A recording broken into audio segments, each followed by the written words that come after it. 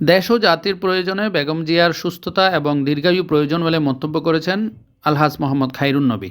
সাবেক প্রধানমন্ত্রী ও BNP chairperson Begum Khaleda জিয়ার সুস্থতা কামনায় হাটহাজারী পৌরসভার ৪ নং ওয়ার্ডস্থ বিএনপি আয়োজিত খতমে কোরআন ও দোয়া মাহফিলে উপরোক্ত মন্তব্য করেন হাটহাজারী পৌরসভা বিএনপির সিনিয়র সাবেক যুগ্ম আহ্বায়ক জনাব আলহাজ মোহাম্মদ খায়রুন্নবী। বিএনপি চেয়ারপারসনের উপদেষ্টা এস.এম. ফজলুল হকের নির্দেশনায় হাটহাজারী উপজেলা স্বাস্থ্য কমপ্লেক্স জামে মসজিদে পৌরসভা বিএনপির সাবেক সিনিয়র যুগ্ম আহ্বায়ক আলহাজ মোহাম্মদ খায়রুন্নবীর সভাপতিত্বে দোয়া মাহফিলে নেতৃবৃন্দের মধ্যে অংশ নেন বিএনপি নেতা হারুন ডিলার, মুজিবুল হক বাবুল, ইউনুস খন্দকার, মোহাম্মদ হাসান, আব্দুল মান্নান, আব্দুস সবুর, যুবদল নেতা এস.এম. আজমউদ্দিন, মোহাম্মদ এমদাদ, ওসমান, সালাউদ্দিন মাহমুদ, শাহজাহান, এ.কে.এম. হেলাল, নাজিমউদ্দিন, বশির আহমদ, আব্দুর রহিম ও মোহাম্মদ আলমগীর। হাটহাজারী পৌরসভার ৪ নং ওয়ার্ড বিএনপির সাবেক সাধারণ সম্পাদক আইয়ুব পাবেলের সঞ্চালনায় খতমে কোরআন ও দোয়া মাহফিলে মোনাজাত পরিচালনা করেন স্বাস্থ্য কমপ্লেক্স জামে মসজিদের ইমাম হাফেজ মোহাম্মদ এমদাদ।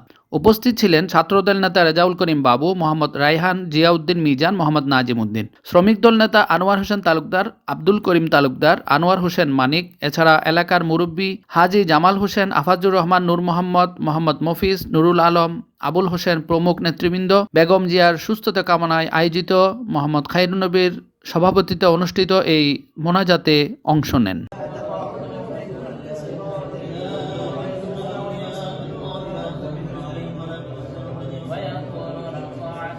বাংলাদেশের 3 বারের সাবেক প্রধানমন্ত্রী, আপসহীন নেত্রী, বাংলাদেশের 18 কোটি মানুষের প্রাণের স্পন্দন।